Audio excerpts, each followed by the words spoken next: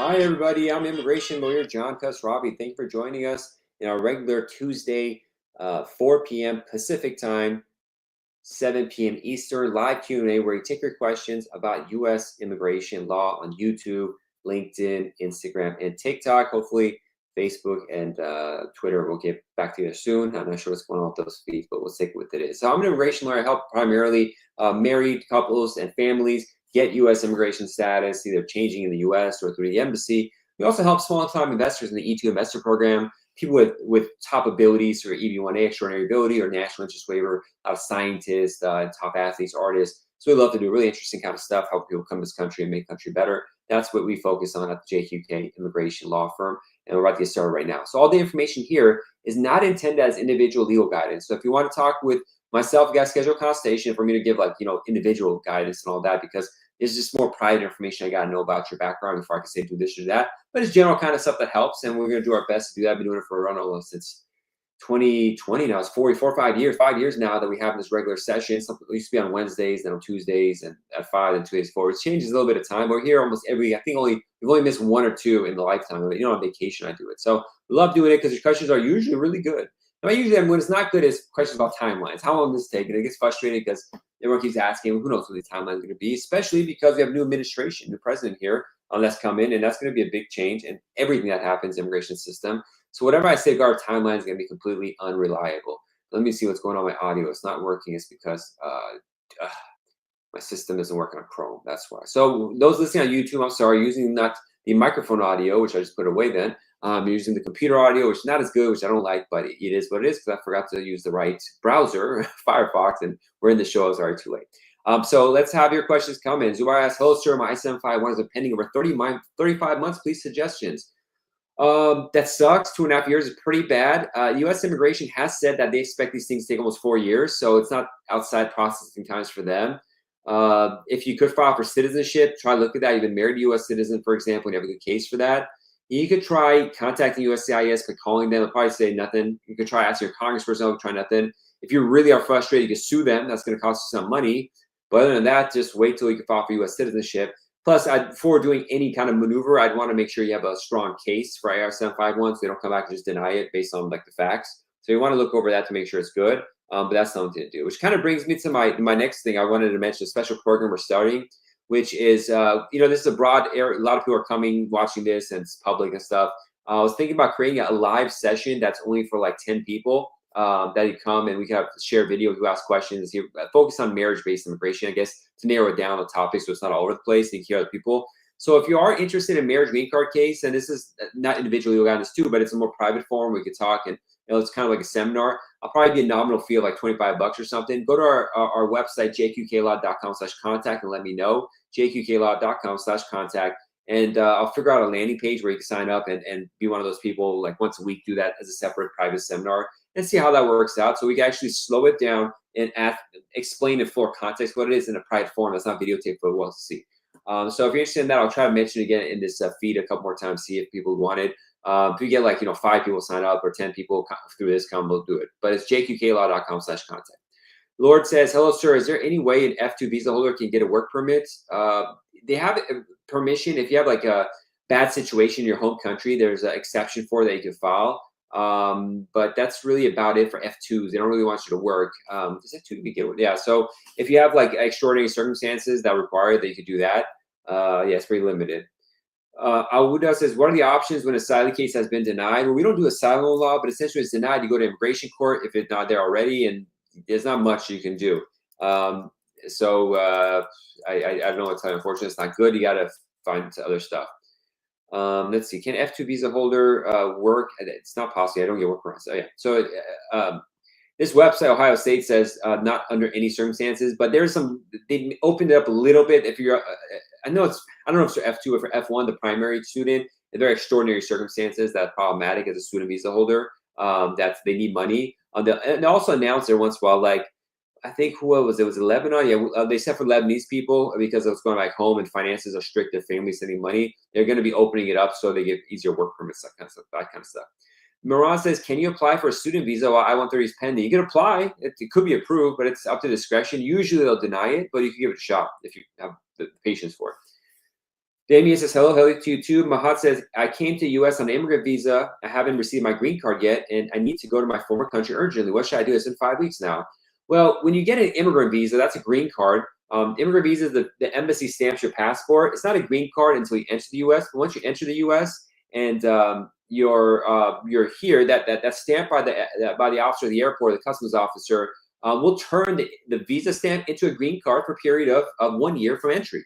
So that's why it's not a big deal, Mahad. Your green card, you have a green card in your passport. That's the immigrant visa, and you can use that for a year to travel until the green card comes in the mail.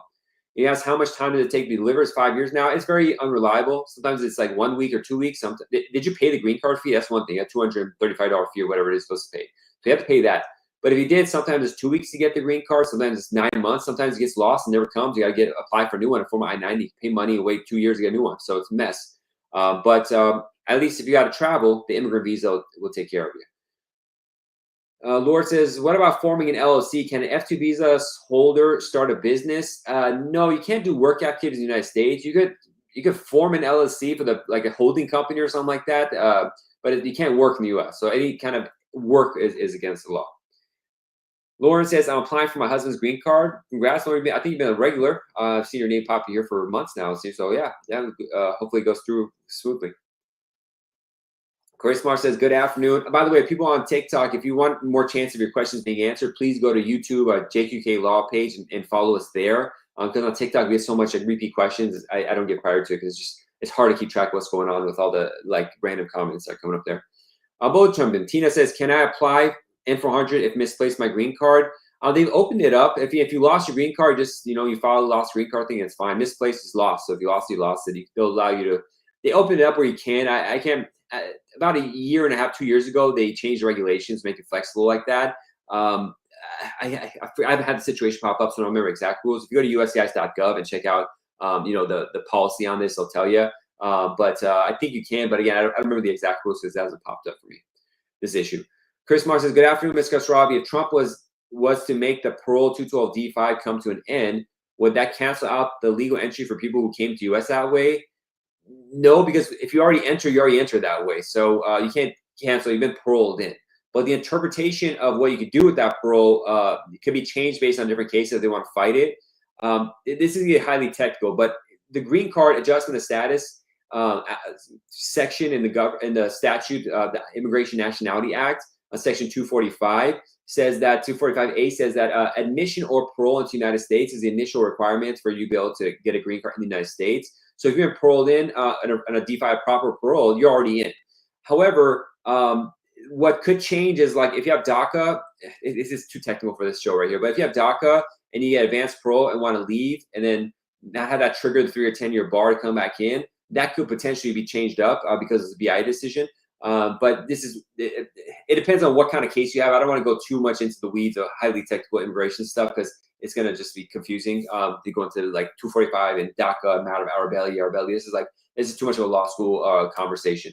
But it depends on your situation to see how it is. If you're already here, you're here. And it really depends on what the base is. But if you're here, it's probably not going to affect you. Mo Sadegan says, hi, my wife is waiting for interview time for I-130 in Ankara. Can she apply for tourist visa, the U.S. or student visa? As I said earlier, she can. She's probably not going to get approved, but give it a shot if you like. Maud says, yeah, I paid it even if I come good. Good, Maud. How can I check whether it's lost still? Call USCIS. Wait 4 weeks. If it's 5 weeks, you should have called USCIS the 4 week mark, frankly. So call USCIS and see what happened, if they sent it a return or what's going on. Paula says, does 245I forgive unauthorized employment? That's exactly what 245I does. Munter says, slam to the big boss. Thanks, brother. I got a couple of questions for you. My immigrant visa interview is in the first week of January. Congratulations, Montreal. For diversity visa, I got a question on police clearance. Okay. For applicants age 16 or above, they want a police clearance from your country of nationality for any 6 months of the time. What does that mean? So when you're going to get a green card through the embassy system, you have to get police certificates. This is to show that your background's good. Anywhere you had criminal history, you have to get those reports. But you also have to get police certificates from any country you've lived in, primarily for more than 1 year. So if you've been anywhere for 1 year living, you got to get a police certificate for that country. Some countries, they don't accept the police certificates. Like from Iran, they don't accept police certificates from them. The U.S. doesn't, so there's no point getting it. But let's say you're born in Saudi Arabia and at 15 you moved to Canada. They may ask for the Saudi police clearance, but probably not. So it's after 16 you're in Canada. You just need one for Canada, and so it's after a year. But if you live in your own home country anytime after the age of 16 for 6 months, then yeah, you have to get it. And then they may ask for more before 16 is potential too. But what we do when we collect all your address history since 16, and then we just see which ones needed.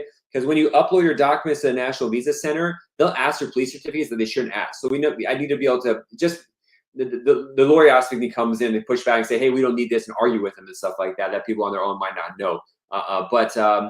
But essentially, that's it. It does explain it relatively well, but he said, when that follows up, I only visited Syria when I was a child for a short visit, never 6 months continuously, 1 month per year for the first 12 years. So you never lived there. You never resided in Syria. You were just visiting there. So you don't need one from there. Now, I don't even think they'll accept police certificates from Syria. I have to look up the visa reciprocity chart. So you do what we're talking. Visa reciprocity Syria. But if you didn't reside there, it's not listed as one of your addresses on your form DS-260. It shouldn't even come up. Now, they may on their own ask for it, but it's very unlikely. That doesn't usually happen, especially in Canada. We're getting a lot of questions, so I'll be patient with me as we're going through them. Crystal says, if I'm a U.S. citizen, but I've been residing and working in the country, can I still apply for my husband's green card? Yeah, I just had a consultation with a person, Crystal, today who was living in South America. You can. The only thing is later on in the process, when you deal with the National Visa Center, they're going to question your domicile. And there's ways to fix that up. Eventually come move here and stuff like that. So it's doable. But that's a valid question you have because you have a domicile requirement issue as well as the affiliated support is going to have issue. If you don't have income, you probably need a joint sponsor potentially. So those are two things to think about in that kind of case. Really quick, going back to the question, police certificates from Syria, it says available, unavailable. Okay, so for example, if you need to get a police certificate from Syria because you lived in Syria, the Department of State says it's available for Syrians residing in Syria, but unavailable to citizens living outside the country. So if you're Syrian, but you're not living in Syria, the State Department is saying it's not available, so it's not a requirement. It's not available. We issue personal. So this doesn't clearly say you don't have to get it but at the same time, how are you going to get it if you're not living there and they can't force you to go to essentially a war zone right now? I mean, it's not as bad as 10 years ago, but I would argue that it's not necessary and just not do it in your kind of cases. If you want to push it, unless it's just easy for you to get, then just get it as backup. All right, we're getting a lot of questions. Then we'll go to Instagram. Crystal, okay. Polly says, would there be additional problems with green cards already in process, new administration? Yeah, they could do whatever they want, unfortunately.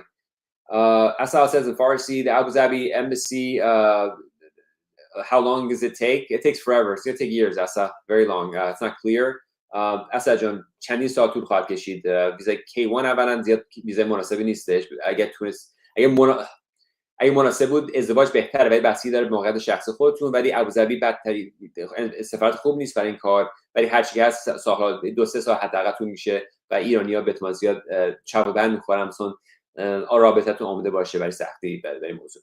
So sorry, Farsi. I'm just saying if you're doing a Iranian case and a fiancé visa, first of all, it's going to be not a good idea 9 out of 10 times because it's going to take longer. And Iranians are probably going to be subject to a travel ban under the administration. So if you're engaged, I've had consultations where they broke up after they consulted with me, Iranian, because they're like, it might be 5 years of travel ban, and they're like, oh, we can't do this, so we're just going to break up. I've seen that happen, unfortunately.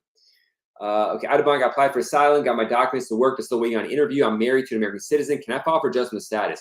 Audubon, it depends on if you entered the U.S. lawfully, first of all, if you had lawful admission or parole, and that's a big factor. And then kind of have to see if you have other things that are cool and okay. You're welcome, Asa. So we had to check that out, but the primary thing is that you enter lawfully. Chris Mark says, thank you for the very technical explanation and watching you for months. Thank you, Chris Mark. God bless you. I appreciate you. Angel says, if you're married to a green card holder and file for lawful status, can you fill out a status? Heard so many responses. So once you apply for adjustment of status, a green card application in the United States, you no longer have to maintain your underlying status. Let's say you're a student visa holder, you're on a tourist visa, you get married and you file for adjustment of status. After adjusting status, you don't need to maintain status any longer. It's in the USCIS policy manual, but even lawyers don't know this, unfortunately. But it's better to maintain underlying status because sometimes you might get divorced or something. If relationship falls apart, you want to have that backup, but overall, it's not necessary. Ramesh says, I need information about EB3 unskilled worker. Well, what should I do? Please advise. I've provided for current, my stomach 20 March. I don't know, Ramesh. I'd have to dig in. You have the consultation we could do. There's not much we can do. We got to see what's happening in the visa bulletin. I mean, your name is Ramesh Kumar. You're probably Indian, which means your backlog is going to be horrible. I'm not sure what your priority date is. So I-485 is not current. It's up to the visa bulletin, really. I don't know what to tell you. Lee Santi says, I got DACA when I was 24. I've done 3 APs. I have I-130 through my dad. Do I need I-601A? Yeah, you can't do adjustment status without overstay. So if you marry a U.S. citizen, you're good. But if you want to do an I-130 through your dad as an adult child of a U.S. citizen or green card holder, you won't be able to adjust status because you have bad history. So you have to, the embassy, you go through the embassy, you'll need a waiver. So probably just need to find a U.S. If you find a U.S. citizen to marry, that's a real marriage, then that's the way to go. In the mix says, please assist us with VAWA case waivers. Tried about 80 lawyers, still failed to get the right answers. I'm not a good VAWA person. I never filed a VAWA case myself. Maybe I've never done a VAWA case myself, unfortunately, in the mix. So I'm not a good attorney to guide on that. Madamar, hello to you too. Jenna says, I'm considering applying for law school. What would you advise? Would you give as a freshman or just overall? Is immigration law the best practice? I think immigration law is the best practice. I wouldn't do any other law. If they just stopped immigration, I would just probably go into video marketing or doing like YouTube videos or something like that. I wouldn't do any other area of law. Other ones not appealing to me. What advice is really just as a person, find out who you are, develop yourself, become a better kind of person, have compassion. My advice is not really about, it's pure advice. It's more like, biblical advice about who you are as a person, being compassionate, being slow to anger, be full of love and kindness, be a faithful person, all that kind of, that's the most important thing. So you do that, the rest of it falls into place. Alex says, when should I apply for a green card and after granted asylum? Is there an interview for green card based on asylum if there's an issue? Whether to do an interview or not, it's up to discretion of the government. So they may do it, they may not. When should you file for the green card? I'd probably wait 7 or 8 months after, or 6 or 7 months after you got asylum, then apply. Gagan says, hello, sir, I applied I-751, but I got divorced after applying. My wife, same thing I had to do. Gagan, I just did a detailed video about this situation where you have a 2-year green card, you file for extension to get a 10-year green card, but you're getting divorced. Go to our YouTube page, JK Law. It's like one of the most 2 recent long videos I did. Watch that and schedule a private consultation. Chrismar, wow, you're fluent 2 languages. Very impressive. Thank you. God bless you, Chrismar. Munta, that's correct. But they also require police clearance for any country of nationality. It doesn't matter if you stay there for 6 months before I was ridiculous. So the wording, you're very correct, Munta. I had this with your question a lot. So I had this one case where a woman escaped Vietnam with her family when she was pretty much like 2 years old. And I was really debating this, and it was actually the case in Montreal, Canada too. Because they had no connection to Vietnam anymore. So we can't even go there. We don't have the paperwork. We don't want to go there, all this kind of stuff. So going back and forth, what should we do? So we just didn't do it. And we just gave everything after 16, which is Canada, because that's the only place she lived. And they're okay with it. So that's what we did. That's what I'm saying. They may still ask for it. But in that case, the Vietnamese case, and then after that, 2 or 3 other cases which were the same, where they only looked at what's going on after 16 years old. And so it was good. She never went back to Vietnam. That case and the other cases as well that happened. So that's why. So it's bad language, it's inconsistent language online about this issue. But in practice, that's what I saw happen. But we deal with the government every time is different, so it might pop up. Sign out. Good evening, counsel. My green card was extended for 48 months. Can I apply for an N400 naturalization? My green card turns 3 years in February. Yeah, if you're married to a U.S. citizen and you satisfy those requirements, yeah. Well, I've been talking fast and burning through my throat. Angel says, thank you. Half the lawyers we consult with say no, and the others say yes. How confusing. I know, Angel. I forgot what your question was in the first place. Let me see what it was. If you're married to a green card holder, yeah, that's unfortunately the case, Angel. But it's in the USCIS. If you type in USCIS policy manual and then adjustment of status, out of status, there's a part of it that actually says it. So immigration lawyers have groups where we Facebook groups where we guidance, and several times they've had to cite that place, but I just do a Google search. I should memorize what page it is on, but you don't need to maintain status after filing adjustment, a properly filed adjustment status. Ramesh Kumar from Pakistan. Sorry, Ramesh, I know Pakistan, but if you're Pakistani, it's a better situation if you're born in Pakistan. Again, my apologies, Ramesh. I know that can be a sensitive topic. But yeah, if you're in Pakistan, your priority date, it depends. I don't know which priority it is, but USCIS for Child Status Protection Act purposes, once you file the I-485 based on the date of filing, they'll accept that to lock in your place for Child Status Protection Act for your child. So that's a game changer if you're already here and you can do adjustment of status, but you got to get the visa bulletin movement. Without that, it's not happening, and we got no control of the visa bulletin part, unfortunately. Mohammed said, I've been waiting for my work authorization for 50 days. Yeah, unfortunately, that's it. Paula says, can you get a work permit with the I-130 pending? No, there was no work permit. It's not based on I-130. Sakib says, I'm a Canadian citizen. My wife's an Indian citizen working on H-1B in the U.S. Can I get a work visa? So if so, what process? So an H-4 with a spouse, H-1B spouse, where the H-1B spouse is a green card case pending, could get a work authorization. Standalone H-4s, I don't think they can. I don't deal with H-4s too much, so don't quote me on that, but I don't think they can. However, Trump's one of the number one things he wants to stop is H-4 from getting a work authorization. All right, let's go to all the 150 questions on TikTok. Unfortunately, I missed. Sorry, everybody. I'm telling you, go to YouTube. That's the place to go. And let's just start. Okay, so Arash says, I have an A63 green card. Can I travel my country, Afghanistan? I don't do A56 green cards at visa, so I don't want to comment on that. Can we apply for citizenship without 1099 W2? Yeah, working is not a requirement for citizenship. Ski Mark says, married U.S. citizen, Germany citizen, background born in Syria, enter legally if you want. Can I apply for a green card?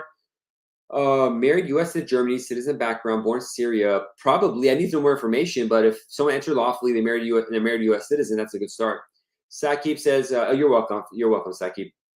Nikusha says, LPR applying for citizenship next year. Any risks? It really depends on your individual circumstances. I do have to mention, like I forgot, I was going to plug it a lot, but I got so many questions. If you want to, I'm going to make a smaller live group that's premium. It's going to have like 10, 15 people in there. And it's going to focus just on marriage green cards. So it's you can hear each other's questions and stuff. And it'll be more open where I'll share the videos and we can talk about it.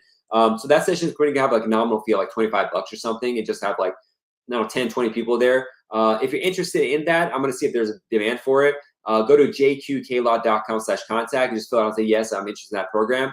And if I get like, I don't know, a certain amount of people where I know it's worthwhile, I'll make a landing page where you could like book the time and get the link to join the private group. And it's not recorded, so I'll talk more openly about it. And I can just focus on giving long explanations, because here I'm just focused on answering all the questions. And it's hard. A lot of people will comment, say, you talk too fast, I can't understand, but I can slow it down that form. Okay, Mutter, the second question is, I know a Canadian who married a U.S. citizen, gone through I-1 process in Montreal. The Canadian applicant got hit with DS-5535. Yeah, the DS-5535 is terrible, and it's probably going to have to as well. That's why consular processing for a Syrian is not going to be a really good idea. Not good. She applied for divorce in Canada 2 weeks after Montreal asked her to send the passport out and stamping. Divorce is not final, but the relationship is done. What she can do is send her passport. Well, that goes into a gray area because the relationship is done, but the divorce is not finalized, so technically she's still married. How are they going to take that? Because what happens is if she gets a green card later on, if they look into it, particularly as citizenship, they could say, oh, that was invalid. So technically they're not divorced, so it's possible, but at the same time they might come back. So it's a gray area. Munter says, thanks again, John. You're indeed the big boss. I appreciate it. God bless you. Really appreciate you rocking the day of the Q&A. Always a pleasure. My pleasure as well. Bayo says, one quick question for you. Is it possible to change the embassy after getting refused? A refusal means your case is still pending with them. There's no real changing at that point. Depends on, everything's possible, but it really is like a very exception has to be. So is it possible? Yeah, 1 out of 1,000, maybe 1 out of 10,000. If there's a very unique situation, but generally no. Junia says, is USCIS going to take the interview for VAWA? I don't know. Fortune says, does age, as in young couple 23, 24, affect I-130 just with Senate? No. I have a lot of couples that are college and that do that. All right, waiting for my I-485 approval. In the meantime, going to law school, international or domestic. Am I international or domestic? That's depending on how they consider that in state schools and how they do funding. It's not an immigration question. Nikusha says, my damn throat's giving out. I'm yelling over here. One thing about having the mic in front of me when it works is that I just talk to the mic, but when I'm talking to the video out there, I yell because I feel like you're really far away and it really spurs the throat up. I got to just calm down a little bit. Okay, so now that PIP is out, will USCIS start moving faster on I-61A? Probably not. They'll probably move slower. The Parole in Place for Keeping Families Together Act actually in December was going to speed up the I-61A process because a lot of the people with I-61As pending were not getting approved because they're backed up, but there was less. So it's probably going to be the opposite. And 618s are taking like 2 to 4 years, maybe 5 years. It's pretty terrible. Which date is on Visa Bulletin for spouse green card? Go check it out on Visa Bulletin. Don't ask me. We'll go to the facts. I don't sit and memorize a Visa Bulletin. What document do we have to protect our children in case of deportation so they can stay with the family? I mean, there's no document. There's just have the status of it. That's it. Why are people out in AP without asking for additional documentation, Islamabad? Um, Administrative processing is a catch-all term. It might mean they want more documents to send them, and it might mean they just got to do their own background checks, and that they'll just wait. It'll take forever. Fortune follows up. What are some typical mistakes that people do? They're doing a straightforward I-130 adjustment of status make, no divorce, legal entry, married before visa expiration. Ramesh says, please guide me about it. Ramesh, schedule private consultations so we get to dig deep into your case because that's more a little bit technical. I need to see birthdays and birth certificates, filing dates, all that kind of stuff. So what kind of I-130 issues? Altaf says, what questions will I ask for EB3 visa? They'll probably go over your history, your background, inadmissibility questions, and personal history to see if the job is qualified, that kind of stuff. For I-130, people make mistakes that are kind of ridiculous all the time. If they do an interview, they don't know enough about each other, some basic stuff. They don't list all their names. There's alternative names that comes fraud situation potentially. They don't list work history stuff properly. It's more not as much for the I-130. It's more for the I-485 adjustment of status or people have admissibility issues of some kind. But when it comes to relationship, they don't have enough documentation. It really comes out to not have enough documents. They're not living together. Their dates don't match up properly in the forms. That comes a problem. Their paperwork is like the evidence of the relationship is really thin, or there's typos or these errors in there that create problems, that kind of stuff. But it's mostly, again, like people who come to me usually have problems with the affidavit of support. That's where their problems are, the I-64, or it's with the adjustment of status, not as much the I-130. Yeah. So the thing is, like, when people do on their own, it's just like they make mistakes that are mind-boggling, the mistakes they make, and then it causes like they mail the thing to the wrong spot. They don't put the right money amount. They put the wrong names. Like they put the foreign person on page one opposite. It's just like the mistakes are so wild. So it's like not even rational, logical stuff. So it's so that's why that like I used to say, okay, do it yourself. It's easy. Then I'm like, you just better hire a lawyer that knows what they're doing because there's mistakes that people make are just unbelievable. Destiny says, hi, Heidi too. Bio says Abu Dhabi doesn't respond to emails at all. That's correct, and they didn't give my fiance a visa because of his resume. I'm just worried they won't respond at all. Yeah, it's no man's there. It's limbo. You have no idea what's going to happen with your case. Unfortunately, that's one of the many nightmares of constant processing, especially if you're running. About golf vlogs, one of the regulars. Hi, it's me, Golf again. Good to see you. I passed my citizenship. Congrats. My LC on my schedule. January. Congrats. Just want to thank you. You're a big part of my sales journey. God bless you, Golf. Thanks so much. I think you already left a review on our Google My Business page, if I'm already called. But if you could, again, anyone's watching likes this stuff, go to JQK Law and leave a 5-star review on the Google site. Don't have to say anything. But well, congrats, Golf. I'm really happy to hear that. Now that you're a citizen, opens it up. You can apply for your parents, siblings, green cards as well. But that's wonderful news. You got done in January too, before a new election, so you're good to go.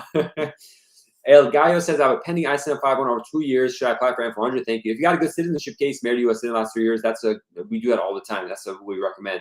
But I got to know your background. Destiny says, my husband has a biometric scale for AOS. Congrats. Hopefully all goes smooth. All right, we're about to end the show right now. Let me just find a couple more questions. For everyone on TikTok, I'm sorry I wasn't able to answer too much. I know a lot of you did transfer over to YouTube, ask questions through there, so you get to it. But TikTok, the feed has just moved so fast, it's kind of hard to check what's going on. Nikusha says LPR applying for citizenship next year, no criminal record, paying my taxes, any risk under Trump. Trump hasn't made any changes, so any risk under Trump is saying is like, is there any risk for me to go to work tomorrow? Am I going to get an accident? It's like it's not something I could answer out of it. It's just like, well, drive safely, have a bigger car, so if you do an accident, it hurts the other person. that's as much as I can tell you. I can't tell the future. I don't have a crystal ball, and I don't know anything about you as well to be able to spot stuff. Farhad says, after how long can we file for writ of mandamus on F1 visa? I do not live in the USA. It's not going to work. I haven't found success to be able to get success for F1 visa filings, but you could wait whatever's appropriate for you. I talked with a lawyer that files lawsuits that these regularly. It's better for them to answer. Destiny says, okay, have a good night. Hey, thanks for understanding your situation. Always, God bless you, Destiny. Thanks so much. Okay, I got to get going. I got to get my kid to class right now for judo. So, okay, let's see. El Nikusha, okay. Alzar says, how long for I-730 for my husband? It varies. I-730s could be 3 months, could be 3 years. Okay, sorry, buddy. I got to end the show. I got to say it again so everyone's here. I'm going to be doing a live private chat group so we can just spend longer time, slow it down, answer marriage, green card specific questions. So if you are interested in that, it's probably going to be like $25 charge for that just to weed out people. But go to the website, jqqlaw.com/contact. God bless you as well, Fortune. and just fill that out. Say I'm interested in the private group about marriage green card cases, and then we'll have a half-an-hour session with maybe 10 or 20 people, so it's smaller, and I can share a video. You get like long form talk about stuff and really go into more detail, more technical kind of stuff they can't do here. It won't be recorded. It'll just be a private group. But if you're interested in that, if we get enough people sign up, I'll do it. So just hit me up, jklaw.com/contact, and we'll take it from there. But everyone else, thanks so much for joining us. God bless, be safe, and I'll see you all next week, Tuesday, 4 p.m. Pacific. If you follow us regularly on our subscriptions on these pages, I try to do pop-ups like on Sundays a lot of times or on Fridays, just to answer questions too. So follow us and you'll get more of these. But our regular time is Tuesday, 4 p.m. Pacific time. Until next week, God bless, be safe, and I'll see you all soon. Bye-bye.